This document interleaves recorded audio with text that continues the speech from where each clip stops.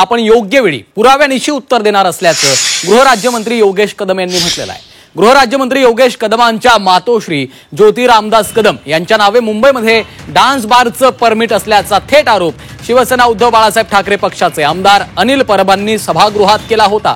त्यावर आता कदम पिता पुत्रांनी आपली भूमिका मांडली आहे।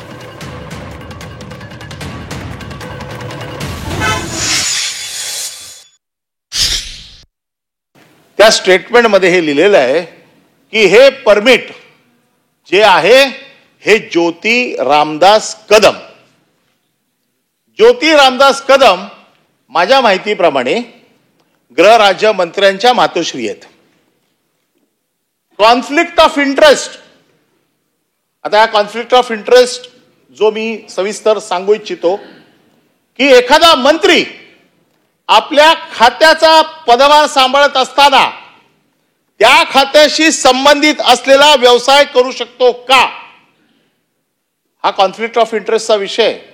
जसा आणि तो सुद्धा ज्या आरारामांनी बंद केला, ज्याला अश्लीलता आहे, जे समाजात निषिद्ध आहे, ज्याला समाजात छितू होते, अशा गोष्टींना प्रोत्साहन देण्याचं काम, अशा गोष्टी चालवण्याचं काम महसूल राज्यमंत्र्यांच्या घरात होतंय।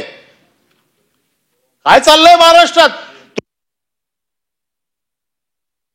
नमी करण्याच्या दृष्टीने फक्त कॉन्फ्लिक्ट ऑफ इंटरेस्ट याच्या नावाखाली ज्या गोष्टी सभागृहात रेटून नेलेल्या आहेत त्याचं जे काही उत्तर द्यायचं ते उत्तर मी देईन।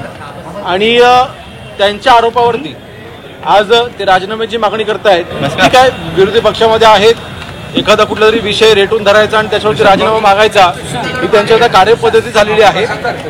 यावरती योग्य ती माझी बाजू।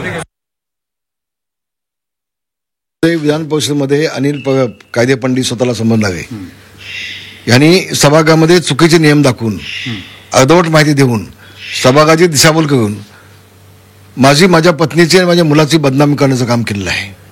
होय, सावली बाग आहेच, आम्ही मालक आहोत त्याचे, गेल्या 35 वर्षापासूनचं आहे, ते आजचं नाही आहे। पण ते एक सिटी नावाचा घर चालवतो आणि ज्यावेळेला हे असं काय ते अनैतिक घडलंय, चुकीचं गोष्ट बाब घडली असं मला कळलं तर आम्ही ताबडतोब त्याचं आर्ग्युमेंट कॅन्सल करून टाकलं। त्याला आम्ही त्या हॉटेलमधून बाहेर काढलं, त्याची ती सगळी लायसन्स आहेत ती सगळी रद्द करून टाकली, लेडीज मुलींची त्या ऑर्केस्ट्राची लायसन्स सगळी रद्द करून टाकली आणि ते हॉटेल पण बंद करून टाकलं। ताबडतोब काय करून टाकली, आम्ही नियमाच्या बाहेर कधी गेलो नाही।